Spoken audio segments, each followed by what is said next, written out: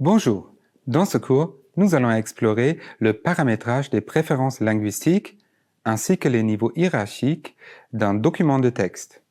Commençons par les préférences linguistiques. Lorsque vous devez créer un nouveau document, il est souvent judicieux et préconisé de commencer par le paramétrage des préférences linguistiques. Cela facilitera non seulement l'édition de votre document, mais aussi la correction de l'orthographe et de la grammaire, notamment lorsque vous devez éditer un document qui contient plusieurs langues. Pour définir et pour changer les préférences linguistiques de votre document, les éditeurs de texte offrent principalement deux procédures. D'une part, vous pouvez définir une langue par défaut pour le document entier, comprenant tous les éléments textuels comme les caractères et les paragraphes. Si l'éditeur ne possède pas la langue souhaitée, vous avez toujours la possibilité de l'ajouter. D'autre part, il vous est possible de définir des langues différentes pour différents éléments textuels du document, comme une sélection ou un paragraphe. Commençons par la définition d'une langue par défaut.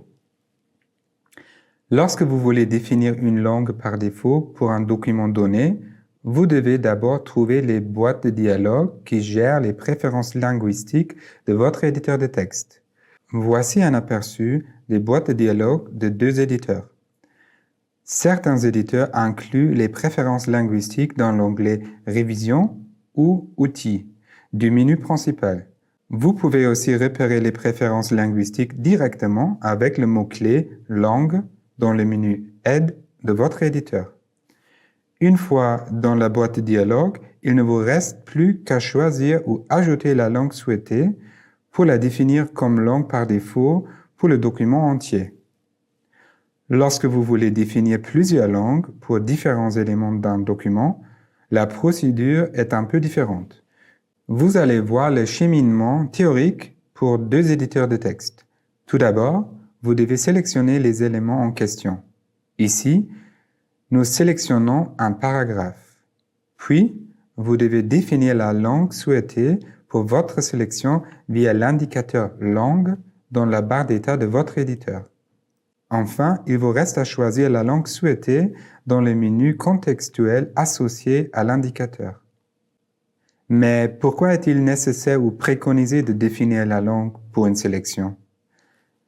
La définition d'une langue permet aux éditeurs d'utiliser et d'appliquer automatiquement les outils linguistiques adaptés comme les bons dictionnaires, la bonne vérification d'orthographe et de la grammaire ou encore les bons caractères de ponctuation.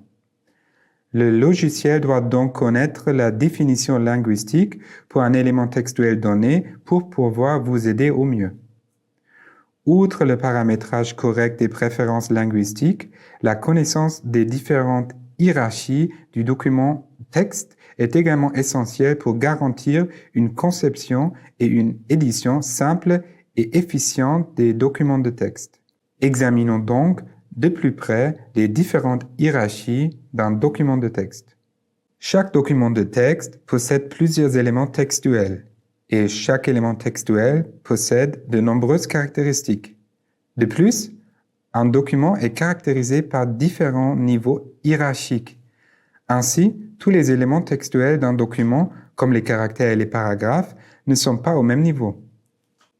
En général, un document de texte est structuré suivant 4 niveaux hiérarchiques: les caractères, les paragraphes, la page et la section.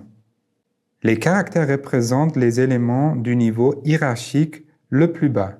La section représente l'élément qui possède le niveau hiérarchique le plus élevé. Pourquoi est-ce important?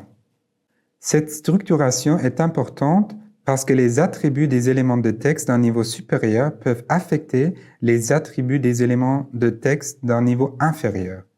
Par exemple, la taille de la police d'un paragraphe peut directement déterminer ou définir la taille de la police des différents mots du paragraphe, donc des caractères.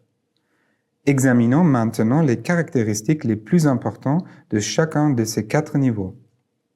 Le niveau caractère affecte la mise en page de tous les caractères et suites de caractères comme les mots et les lignes de texte du document. Vous pouvez utiliser ce niveau pour définir les styles de caractère, la police, la taille, l'accentuation, la couleur, l'arrière-plan du mot et d'autres attributs de texte. Les niveaux paragraphes déterminent la mise en page de tous les paragraphes du document, c'est-à-dire l'apparence des blocs de texte qui se terminent, par exemple, par un retour à la ligne volontaire. Ce niveau vous permet de paramétrer l'espacement entre les paragraphes, entre les lignes, les styles de paragraphes, le retrait de la première ligne, l'arrière-plan du paragraphe, la bordure et d'autres paramètres complémentaires. Le niveau page s'applique aux pages du document. En utilisant ce niveau, vous pouvez définir les marges de la page, l'orientation de la page, les colonnes, les en-têtes et pieds de page et d'autres paramètres de la page.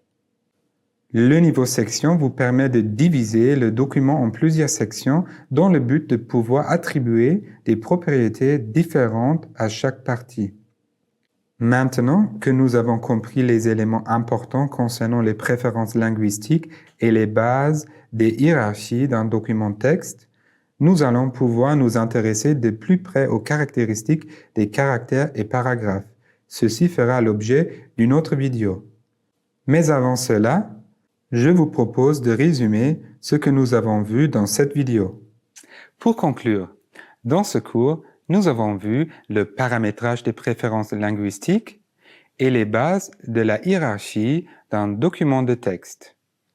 Définissons dès le début les langues adaptées et appropriées aux différentes sélections et paragraphes de notre document.